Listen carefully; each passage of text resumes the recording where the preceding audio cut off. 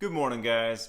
Back with another video, and today we're talking about car loans yet again. It's one of my favorite things to talk about, but today we're going to talk about the 3 biggest mistakes people make when getting a car loan. These are things that can hurt you big time if you fall into this trap, and so we want to make sure that we don't do that. Alright, so let's start this off really quickly. Number 1, they pay way too much for the price of the car. Okay, I don't know how many times I've applied for a car loan for somebody and they're just in love with this car, they want it, and then I go in to run the value of the vehicle and they're paying $20,000 for a car that's only worth $15,000. And in their eyes, they're like, okay, well, yeah, a dealership's going to try and make money. They're going to charge me more than what the car's worth. But they love that car so much, they're okay with it. And that's just dumb. Don't fall into that trap. Just because a dealership is going to try and make some money, it doesn't mean it should come off of you. Okay, so do not pay too much for the vehicle. Look at what the average trade-in price is. Talk to your financial institution about the vehicle that you're looking at. They'll tell you what it's worth. Don't fall into that trap. I mean, literally, in the past week alone, I helped out a member that had $12,000 financed on a car that was worth $4,000. All right, they're $8,000 upside down. That's ridiculous.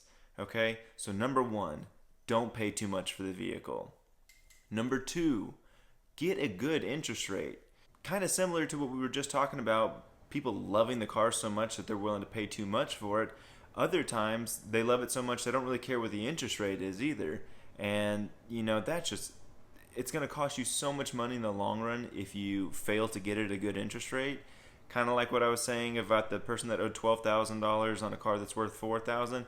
I can honestly say within the past 2 weeks, I've refinanced a 23% car loan, a 17.99% car loan, I remember an 18% car loan, and that's just within the past 3 weeks.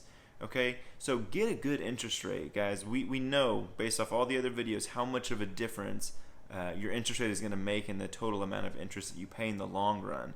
Okay, and cars aren't cheap. So get a good interest rate. If you've got a bad one right now, refinance your vehicle. Talk to your institution, see if you can drop the rate. But guys, pay attention to the rate. Do not go get a car loan at any higher than 10%. Okay, and even 10% sucks. That is not a good interest rate. So if you're any higher than that, you need to do something about it.